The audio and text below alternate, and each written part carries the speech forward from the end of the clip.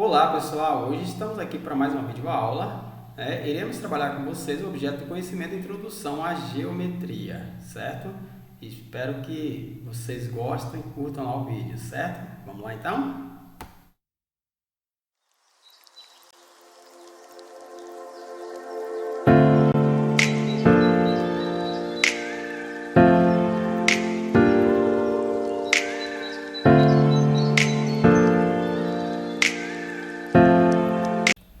Então pessoal, introdução à geometria. Começamos aqui falando sobre o ponto.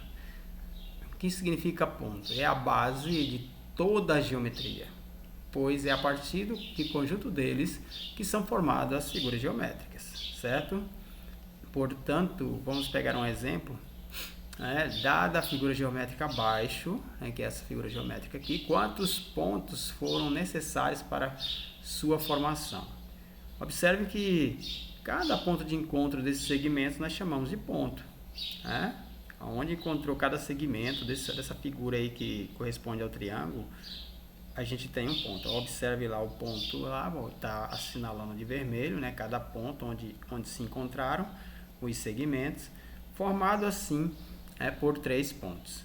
No entanto, se eu pegar um ponto desse, eu posso escrever aqui diversos segmentos de reta. Uma infinitude de segmentos de reta, que é a partir dele que eu construo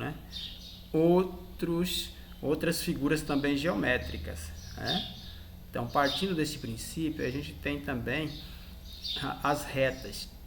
O que nós entendemos como reta? São figuras geométricas primitivas formadas por um conjunto de pontos. Por exemplo, tenho aqui a reta R e dentro dela, melhor falando, os pontos A e B, certo?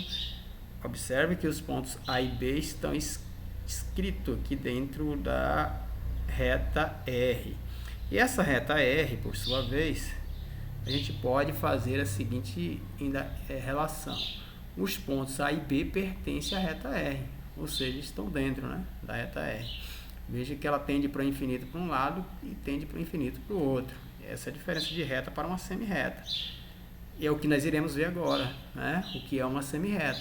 Semi-reta é um segmento de reta que parte de um ponto no plano ou no espaço e é prolongado infinitamente. E observe então, neste exemplo, eu tenho aqui uma semi-reta R que origina no ponto A e tende a infinito, aqui para o lado direito, tende a infinito para o lado direito, certo? Seguindo então, nós temos também o segmento de reta. O que significa o segmento de reta? Nada mais é do que é definido como uma parte da reta, o qual está delimitada por 2 pontos. O segmento de reta está delimitado por 2 pontos. Então, exemplo, tem aqui um segmento, tem aqui um ponto A, que é a origem da semi-reta, e tenho aqui o ponto B, é onde também estabelece o limite desse segmento. Então, observe que o segmento de reta tem 2 pontos. Observe também outra observação importante: as nomeações, tanto de ponto quanto de reta.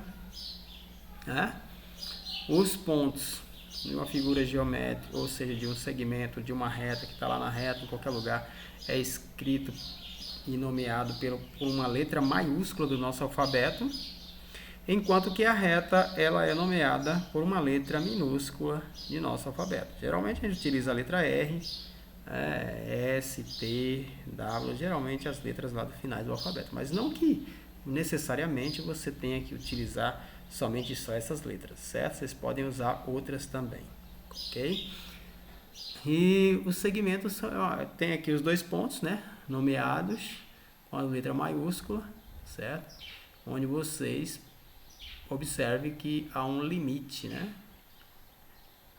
Início no ponto A e termina no ponto B. Seguindo, então, nós temos o plano.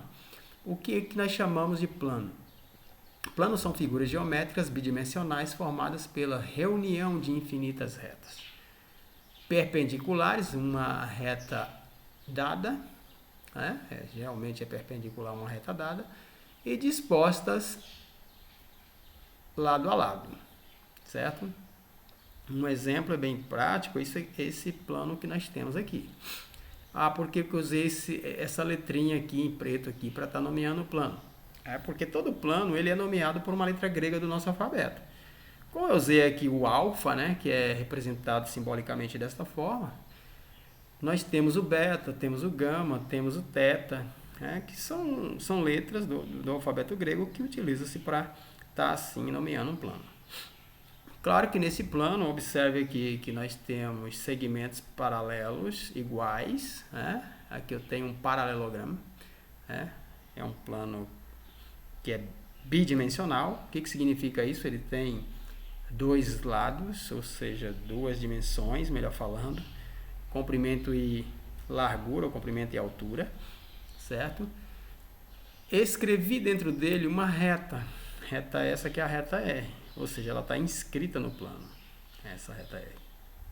Logo, né, eu escrevi aqui também a vocês, para estar deixando lembrando o nome da letra grega, para que vocês não esqueçam, que é lê-se alfa, e também a relação de pertinência da reta R, né, essa reta R aqui, ó.